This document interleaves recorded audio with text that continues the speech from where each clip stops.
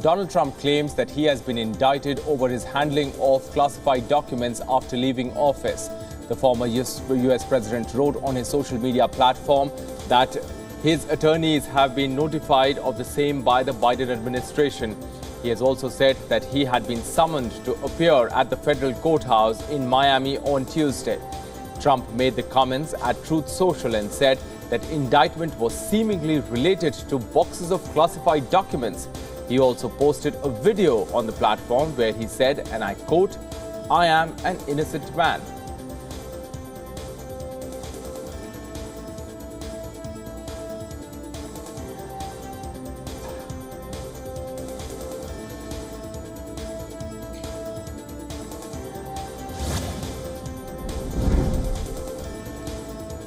US House Speaker Kevin McCarthy and other key Republican figures took to Twitter on Thursday to slam Donald Trump's second indictment.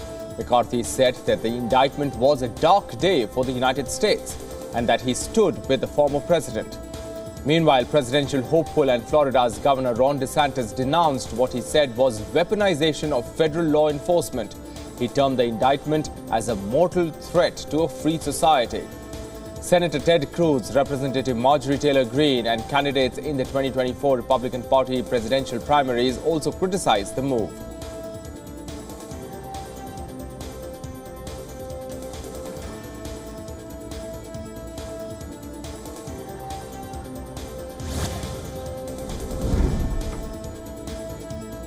US and UK have agreed to cooperate on advanced technologies, clean energy, and critical minerals.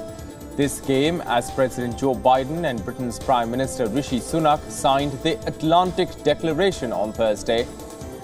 Sunak described the pact as a first-of-its-kind economic partnership on artificial intelligence and other economic and commercial relations. Under the agreement on critical minerals, electrical vehicle minerals produced in the UK would be eligible to get tax credits for clean vehicles offered under Biden's Inflation Reduction Act.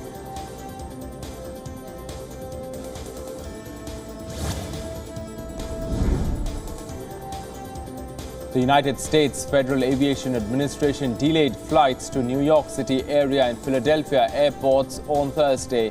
This came as visibility in the area has been significantly reduced due to smoke from Canada's wildfires. Flights into New York City's LaGuardia Airport met with delays which averaged around 54 minutes. The FAA warned that it might also need to take steps to delay traffic into Washington and Charlotte City.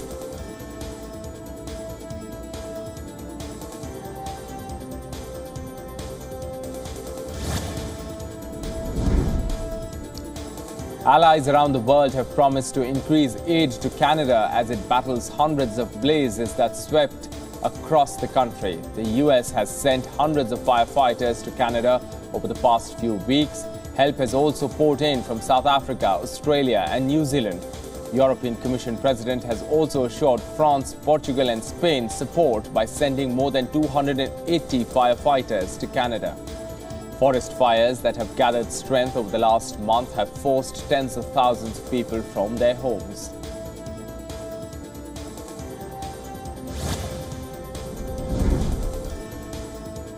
At least 9 people were wounded by Russian shelling in the southern Ukrainian city of Kherson on Thursday.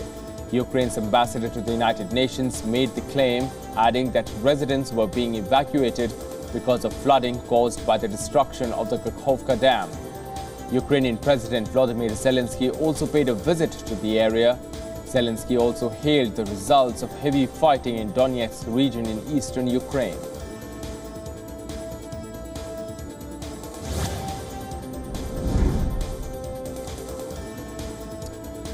Residents of Sudan's South Kordofan state reported mobilization by a large rebel force on Thursday. The incident raises fears that the conflict could spread in the country's southern regions. It is unclear what position the rebel force known as SPLMN will take in the conflict between the army and the paramilitary, the Rapid Support Forces. But its mobilization has raised fears of clashes. According to residents, SPLMN forces had moved into several army camps around Kadugli, which is the capital of South Kordofan. This prompted the army to reinforce its positions.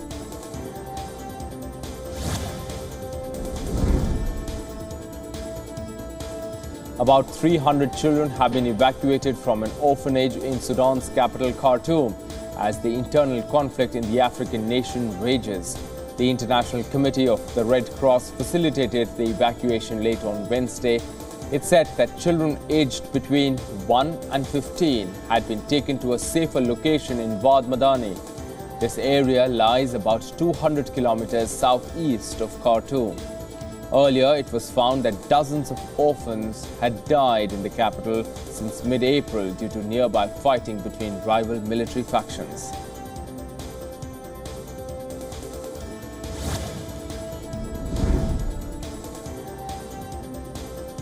The Sudanese government has declared United Nations envoy persona non grata. This comes 2 weeks after the army chief Abdel Fattah al-Burhan accused him of stoking the country's internal conflict and sought his removal from the post.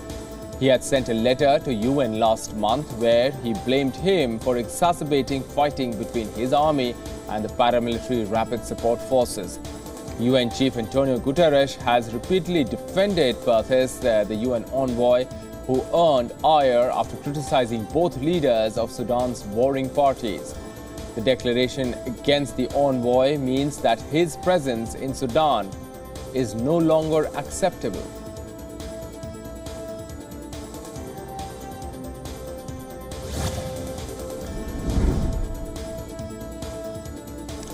In what is said to be one of the deadliest crime-related shootings in Israel's recent history, 5 people were shot dead in a suburb of the northern city of Nazareth. Israeli police said that they had dispatched large forces to the area and were searching for suspects, confirming that the incident was criminal. The incident came just hours after a similar incident took place in the city in which 2 people were critically injured.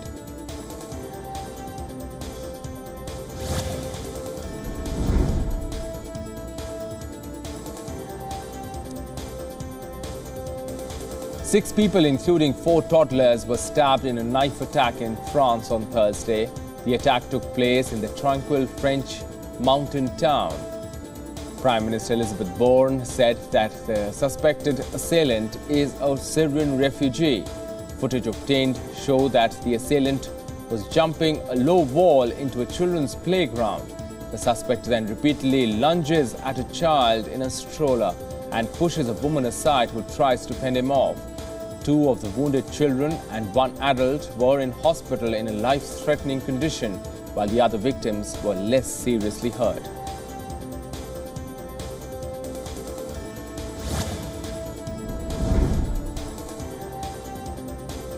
German Chancellor Olaf Scholz expressed confidence on shaping EU's joint asylum policy. This came as the Union's interior ministers met in Luxembourg to see how to share out the responsibility of taking care of refugees and migrants. Scholz made the remarks on Thursday in Rome after holding talks with Italian Prime Minister Giorgia Meloni. He said that only a common European approach to the challenges connected to migration would work.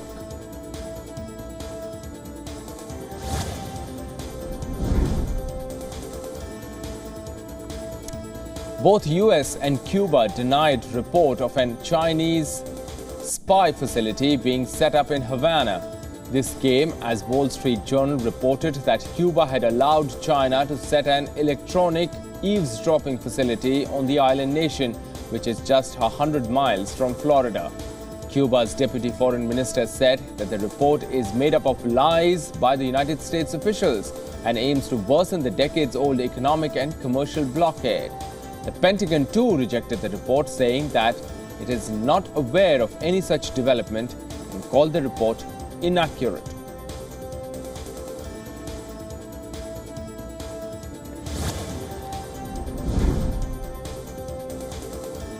As the race for the Mexico presidential elections heats up, President Andrés Manuel López Obrador urged for unity among the contenders from his own party. Obrador's party insiders said that the move is aimed at warding off potential division and protecting the commanding political power base he has built. During a dinner held with the leaders of ruling National Regeneration Movement, Obrador urged them to resign to ensure a level playing field in the presidential nomination. He also said that the party will soon frame the selection process.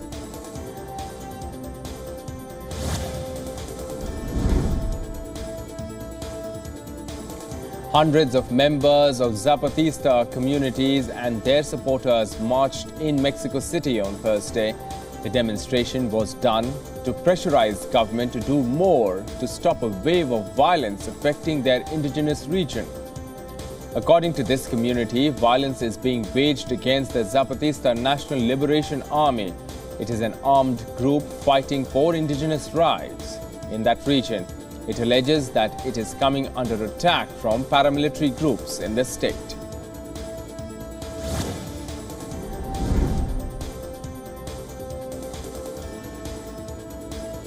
A convicted Dutch murderer has been extradited to the United States. The convict landed in Birmingham from Peru in relation to a case which relates to disappearance of an Alabama teenager who was presumed to be killed nearly 2 decades ago. The Dutch national Joran van der Sloot faces extortion and fraud charges in this case. Joran was escorted from Lima prison to a Peruvian Air Force base on Thursday, where he was handed over to agents from the U.S. Federal Bureau of Investigation.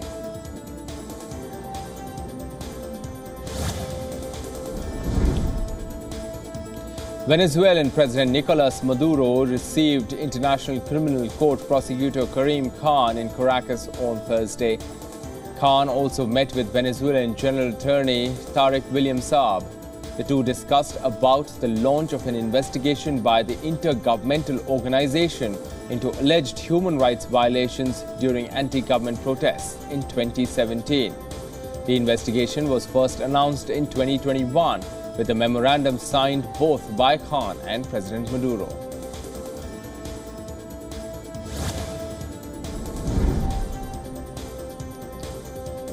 Indian Prime Minister held talks with Saudi Crown Prince Mohammed bin Salman on Thursday.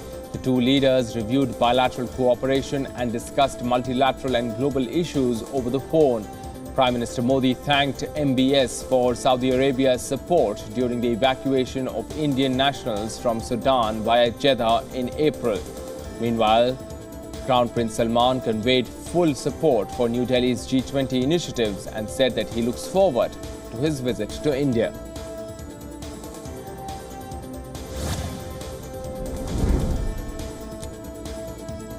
Pakistan's former Prime Minister Imran Khan has been granted bail by Islamabad High Court over new murder charges. This means that the chief of Pakistan Tehreek-e-Insaf party cannot be rearrested in connection with those charges for the next 14 days. The case relates to murder of a lawyer who had sought sedition proceedings against Imran Khan. Imran Khan had travelled from Lahore to seek bail in the murder case and seeking extension of bail in over a dozen other cases to avoid a fresh arrest.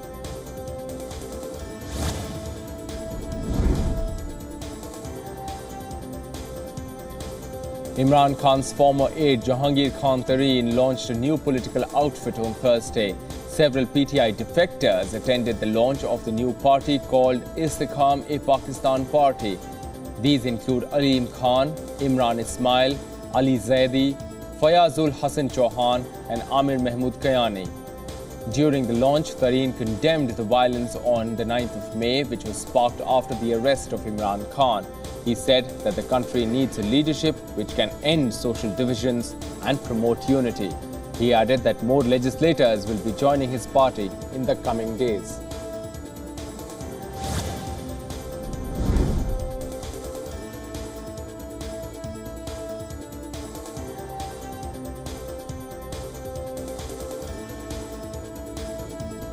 The World Health Organization declared the end of the Marburg virus outbreak in Equatorial Guinea.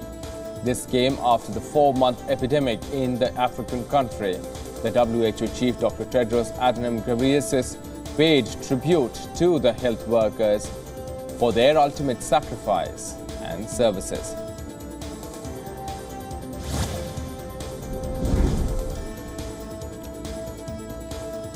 A video of a woman hitting a lamppost during her driving test in Argentina has gone viral on social media.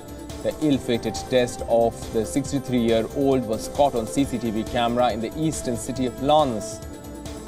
After the collision, the car overturned and firefighters and civil defense teams had to assist her to get out of the vehicle. The woman was taken to hospital with minor injuries.